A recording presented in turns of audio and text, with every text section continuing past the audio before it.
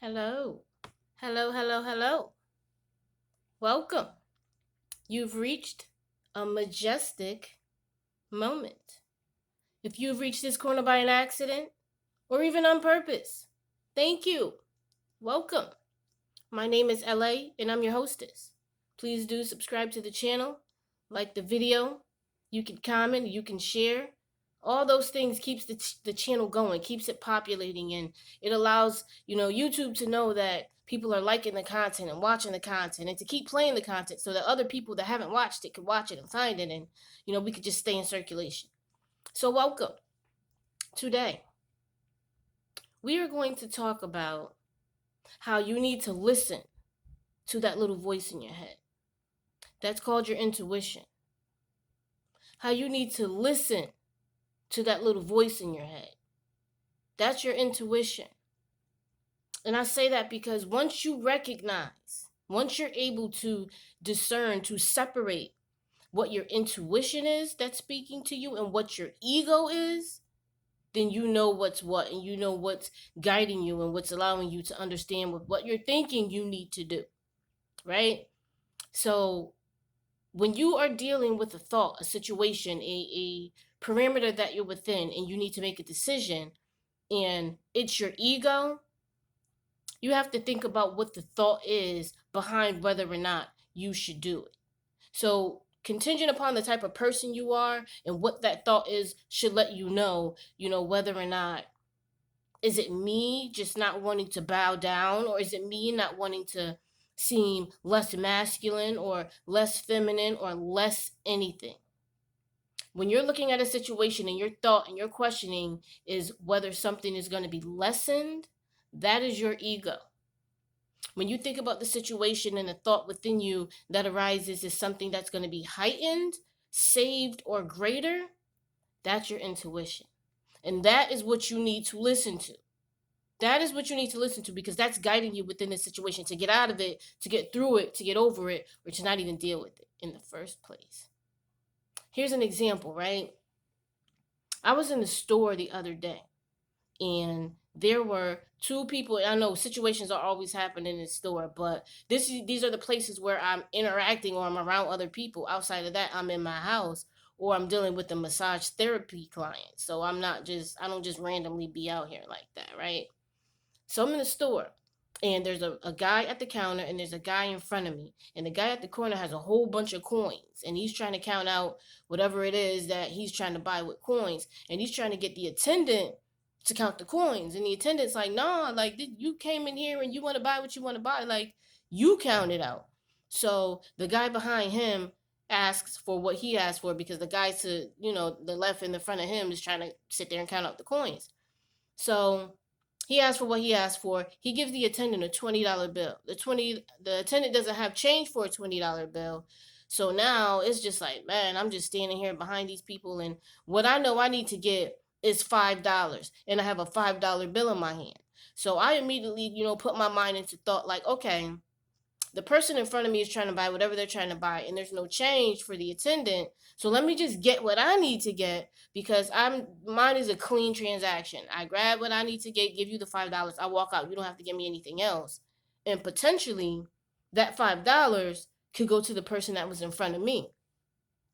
So I say, excuse me, and I reach over, the guy's to the left with the coins, and the other guy waiting for the change is to the right. So I just walk in the middle. I say, excuse me, and I hand the attendant the $5 bill, ask for what I asked for, and I walk, I'm about to walk out.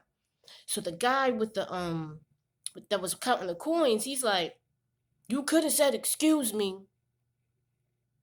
I just looked at him like, because I was stunned that okay, but I did. So I said I did. And so then I explained the situation. I figured, because, you're right here doing that. He needs change. I'm getting exactly what I need to get. Boom. I could give him the money, and the attendant could use this as the change to give to him while you're doing what you're doing. So then he goes, oh, because I'm on the bullshit today, I want all the smoke. Those were legit his words. He's a husky, chunky kind of guy, like real raggedy looking. I mean, I shouldn't say that, but that's what it was. Whatever. So, now I'm just looking at him like, why is this dude turning up in my face? Like, he's a big guy to me. I'm 5'3". I'm 5'3". Like I'm looking up at him, right? So now he's all huffy puffy. He's in the store. He's walking around me. So I automatically just click. Like after a while with him just talk, cause I'm just like, why you? So I'm trying to walk to the door because I already have what I have, and I'm trying to leave because you bugging. Like what? What's wrong with you? I don't even know you. I never even seen you before. I don't even know you.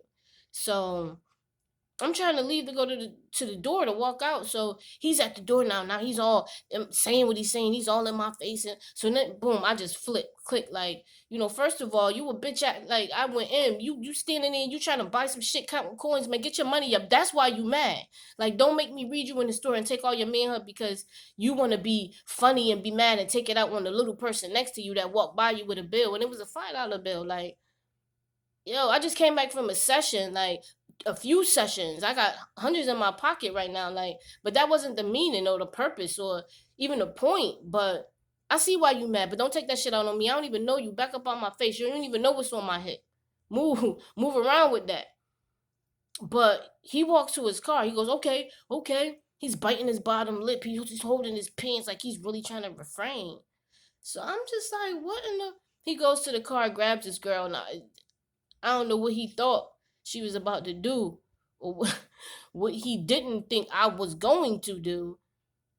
But the point of the story is my intuition just popped in my head. And that's it. Save yourself from even having the police come up here. Get in the car. You know how bad I wanted to drag her just because yo dude jumped in my face and I'm not going to fight home, big ass. I'm going to give it to you. I'm going to give it to you, right? So, you know how bad I wanted to do that? But I heard that voice. That was my intuition. What I wanted to do and potentially heard at some point in my thought process of that whole situation was my ego. Was my ego. I wanted to take the threat away. I wanted to make the threat less. I wanted to make the conversation less. I wanted to make the situation, the whole, situation less. So I had to think, I had to really hear, my intuition. I had to listen to what was less because what I really wanted to do was give it to her. I wanted to turn it up in that stool. I wanted to knock everything down in there, dragging her, just throwing her. That was my ego. That was my ego. And I had to really grab that. When I heard my intuition say, save yourself from having the police come here. You have a business. You have a child. Get in the car. I immediately just, because now I can hear it.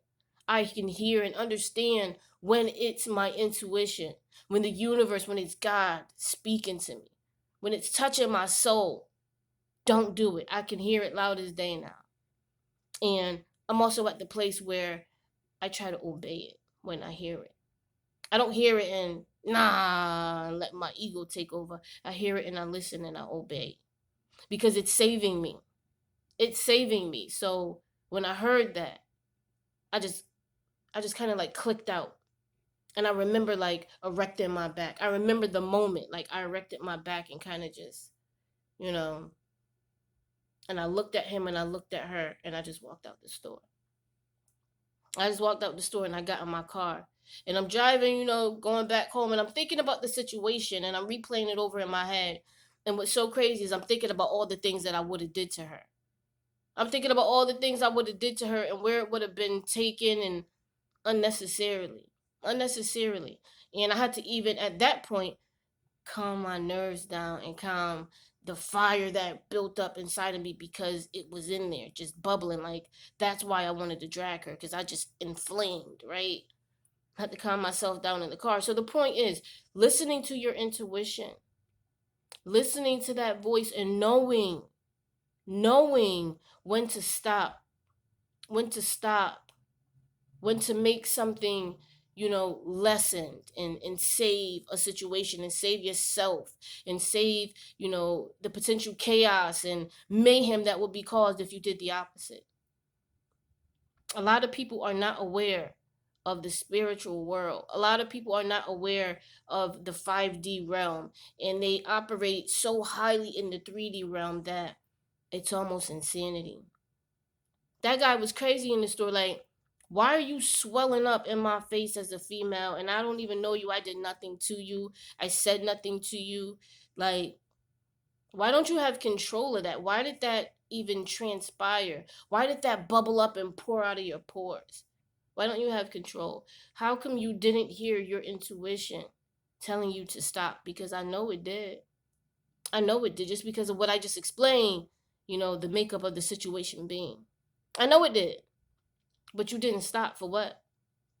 For what? I thank God, because in a matter of, I ain't even gonna get into all of that, but a few hours out of my day, I came home with $600 just off of the strength of massages and touching people's soul, helping heal their soul and their mind and their body, calming all three, and come home and deal with that for what? For what? It was pointless. So be aware, be very aware of, the fact that you have a choice. There's your intuition and there's your ego. Ooh, they're both heavy. They're both heavy. They're both talking to you. They're both, factors of whether or not a decision is going to be made or not. And you have to pick and choose. And it's almost like in a quick draw second, you have to pick and choose which one you're going to listen to. You have to pick and choose, because there may be occasions that are necessary for you to tap your ego a little bit, because someone else is gaining a lesson from the situation. But 9 times out of 10, it won't be you to make that decision. It'll be the divine that orchestrates it to work out like that. But listening to your intuition, I'm telling you, listening to that voice inside that's making it better for you. Better for you. And you have to be in a place where you receive it, where you accept it. You can't just, I'm a bully, I'm gully out here, I make my own rules, I don't listen to nobody. Huh. Like, you can't be that. You can be that in your own world, in your own circle, within your own home. You make your rules. Obviously, yeah, you pay the bills, you pay your rent. But in life, and when you're dealing with the public and other people and other situations, like, there's parameters that you have to be within. Those type of people have no boundaries. They don't know how to stay within other people's boundaries. They don't care, or they just don't know. But you have to pay attention and you have to be cognizant, because I'm telling you, that situation could have went somewhere else. It could have totally went somewhere. Like, he could, and I feel like my intent and my intuition played louder, within the whole situation than his did. Like, mine had to take over the situation, because either A, he didn't have any, or B, he just wasn't even trying to listen to it. And the situation was seen. Like, it was evident to God that that's what was going on. So my intuition had to take over. And it could have went different. Like, he could have grabbed me up and he could have just yanked me, yoked me, threw me. It could have been anyway. He could have got popped too. Yeah. His girl could have got popped too. But legally. So it could have went in a whole bunch of different situations. But the fact of the matter is that it didn't. Because I listened to my intuition. I paid attention to what was going to make the situation better. Not make me feel better. Make the situation better. When you can take yourself out of the situation and look at it from the outside, like, it's easy to see the whole picture when you're not in the picture. If you can take yourself outside of the situation, look at it and see what it was. And what's so crazy is, within the situation, I assessed so many things that I didn't realize I was even assessing until after the fact. When I was thinking about the situation, certain things popped back in my head, like how I made eye contact with the attendant that I see all the time, because the store is close to my house. And I made eye contact with him. I don't really know what was unspoken, but I made eye contact with him. And there were a few people that walked in the store and walked out in the midst of the whole situation, and I looked them in their faces too. Upsettingly, it was 2 guys that just looked at the situation that was going on and saw a female in the midst of it and kind of just kept They didn't even say anything. Like, they didn't even involve themselves in anything. Even if they weren't going to say anything to him, to look at me and say, sis, you straight? You all right? Just to, like, break up the momentum. You know what I mean? Nothing. Like, wow. But I assessed that. I noticed that. I noticed another lady walked in the midst of it and then walked right out. Because, like, oh, I don't want none of that. But, you know, it's a gift when you're able to, in the midst of things like that, assess certain things and really within a matter of split seconds and sometimes minutes, figure out what it is that you need to do and listen to both of those voices and make that discernment and make that choice to win. Yo, that right there, like, that was a moment for me. Like, when I got in the car, that was a moment for me. And everything I'm sharing with you guys is exactly what I got from it. And I felt like, you know what? This is a teachable moment. Let me share this with people, allow them to know what I went through and what you need to look for in certain situations in your life that you experience, that, you know, you potentially are battling the same thing, your ego or, you know, your intuition. And knowing that your intuition is God speaking to you, still having that battle, you know, the flesh and the spirit. So definitely wanted to share it with you guys. But tell me what you feel about this story. Tell me, you know, briefly, you know, a situation you had that you had to really pipe down and get it right and not let it explode.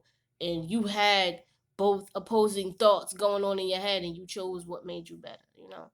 Let me know. But continue to support the channel, guys. Subscribe. Let me know, you know, in the comments how you feel and share it if you need to let somebody else or let other people you know, hear this message and understand that you're very smart. You understand you have a spiritual aspect about you. You may have a religious aspect about you too. Not to say that, you know, one is greater than the other, because sometimes one leads to the other and it's necessary in certain people's paths. But share it if you want other people to see and understand and hear and get some of this. Listen to your intuition. Stop getting so caught up in situations that you know you don't need to be in because you had to beat your chest and be macho man or superwoman or he man, you know. Like, be smart. See, like, period. Be smart. Don't try to be a superhero. Superheroes also have an alter ego that they are when they're not the superhero. They can still activate those powers, but what they want you to believe is that they have to go and transform, put on the cape, put on the glasses, put on whatever they need to do to be that. No, it's already in you.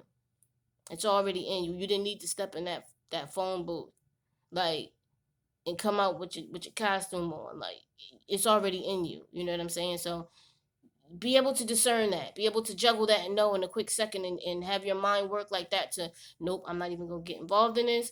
I'm going to do this. I'm going to be humble. I'm going to remove myself from the situation. I'm not a sucker. I'm far from a sucker. Like, ooh, trust me, I'm far from a sucker. But what I'm going to do is remove myself from this situation. So definitely, if this video touched you, if something within this video, you know, happen to be something that you went through in life and it's relative, you felt it, give me a thumbs up. Smash the like button. Let me know that you're still rocking with me. But thank you for coming through. I appreciate you guys. It's always nice to see you. Thank you for this majestic moment, my magicians. Come back and talk to me. We always have a good time when we talk. I'm always saying something that make you giggle because, you know, I like to be funny. I like to think that I'm funny sometimes. But come back. Let's talk.